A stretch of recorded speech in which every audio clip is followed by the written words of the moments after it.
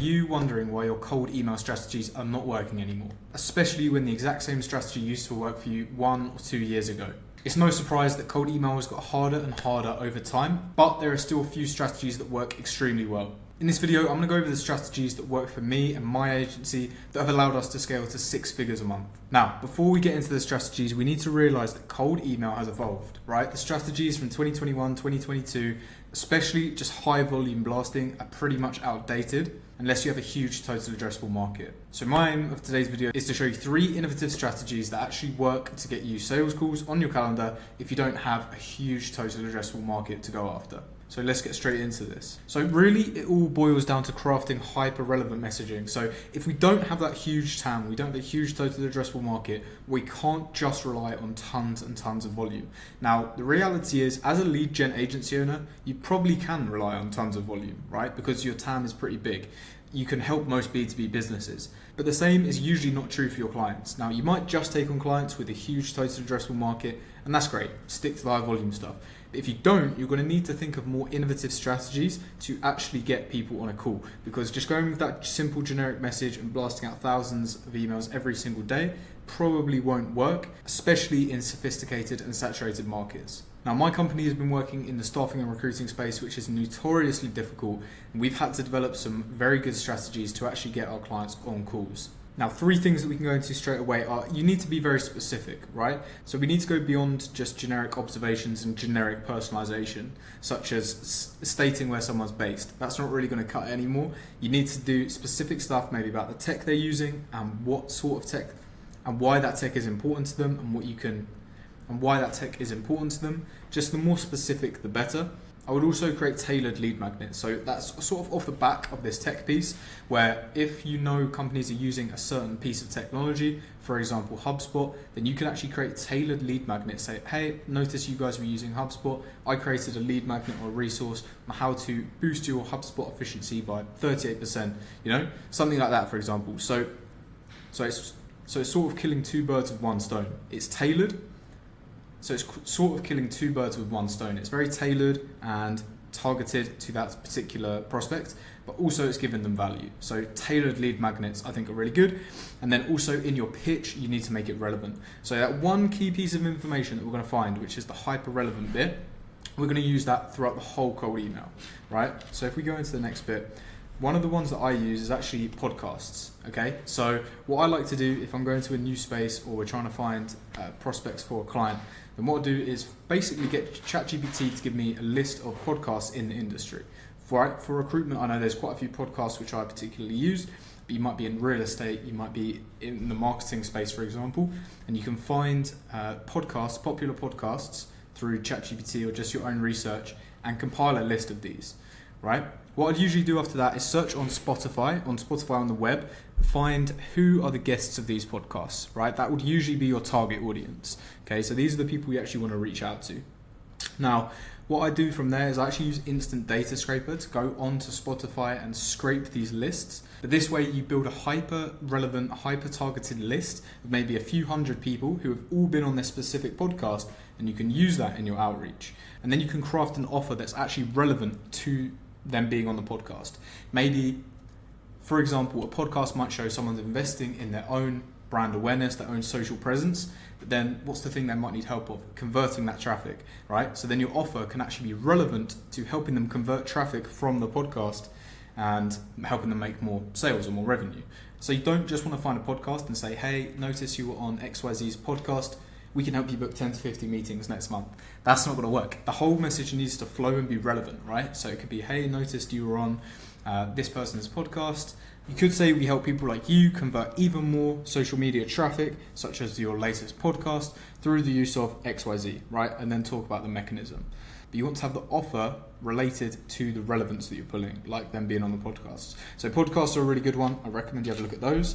Another one that could be good is targeting people who have found a new job. Now, not just going after the new people who are new into the job, but going after the company that the person left because now they have an open vacancy, right? So for example, what I would usually do is go onto Sales Navigator, LinkedIn Sales Navigator, and find people who are new to their role. You can do this with a simple filter. It just says people who are new to their role in the past 90 days, right? And for example, you could do this with SDRs, or maybe a head of sales, or someone senior in the sales team, right? Then what you do is scrape all that contact information. I use Find Email to do that.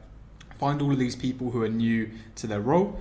You could also, from there, you can actually target these people as they're new to their position, especially if they're in a senior position. Then you can talk about maybe bringing new systems and new people into the sales team.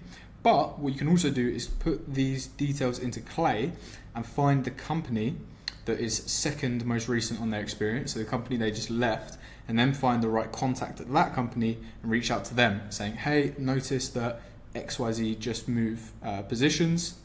And maybe you could put the time frame in as well. Moved positions 2 months ago. Note you may be on the lookout for a new head of sales or SDR. Have you ever considered XYZ? Right? So that can be a really great way to do it, because if someone's just left the company, yes, they might already be interviewing people. They might already be in the search to find a replacement. But still, it's just really relevant messaging, and it's going to help you convert much higher than just that generic shotgun approach to absolutely everyone. So targeting job changes, we've always seen it to be really successful, even just going after the people who are new to their role. But you can take it a step further. And go to those companies where this person has just left as well. So I recommend that. Now, the third one we talked about. Now, the third one is actually going to be targeting technology users. You can do it really nice and simple and pretty cheap as well on Apollo. So this is the more cost-effective way to do it. You can build your ICP exactly the same as you'd usually do on Apollo. Just build out who you want to target, what locations, job titles, that sort of thing. Then there's a technology filter in Apollo, so you can see what technology people are using, right? If they're using HubSpot, if they're using like Google Ads or something like that, right? You can see what technology they're using, and then once again message that, and then once again use that in your messaging. Now with technology, I think a lead magnet goes really well. So say for example, you could say, oh, we've built a free resource for HubSpot users that will help you increase your sales efficiency by 38%, blah, blah, blah, right? Do you mind if I send it over? And then that will give you the in. So it's sort of a little bit less direct, a little bit more indirect, but it gives you a lead magnet to create that's based around what technology they're using. So it's relevant, but it's also value driven and value led. Right, so that's a really another simple way that you can do it. So you've got 3 ways there which you can be more personalized with your outreach, and I highly recommend doing this, because you're probably watching this thinking, oh, these 3 methods seem like effort, it's going to be a bit longer. What if I just find a market with a bigger TAM and just blast more volume? And that's usually the way everyone in cold email thinks. And yes, it does work to some degree if you do lots of volume, but there'll be instances where you just can't do that. And there'll be great clients you probably sign where they just don't have a huge TAM. So you need to think of being more innovative, right? And tools like Clay, tools like Instant Data Scraper, and all of these AI tools can help you do this at scale, because this has typically been a pretty manual process. So here's an example for that podcast-based outreach that I actually mentioned earlier on. Here could be the intro. You could say, hey, name, great work on the Real Estate Agents podcast in August. It's doing a great job at boosting your brand visibility. And then your relevant offer could be, I've helped agency owners and then list a client that you've done similar work for, convert podcast views into 87% more revenue, right? So that's the dream end outcome.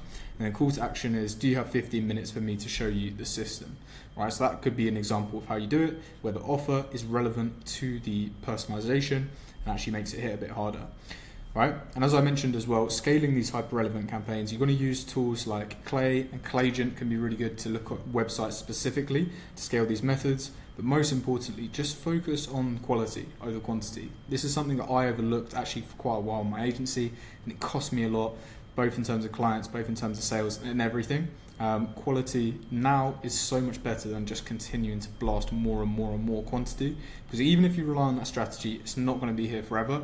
It is becoming much harder to do the quantity, and you're just going to miss out on higher quality clients, in my opinion. But if you do that, if you're prioritizing quality over quantity, you do need to have a really, really effective follow-up process, and often multi-channel can be even better, right? So what tools do you use for that?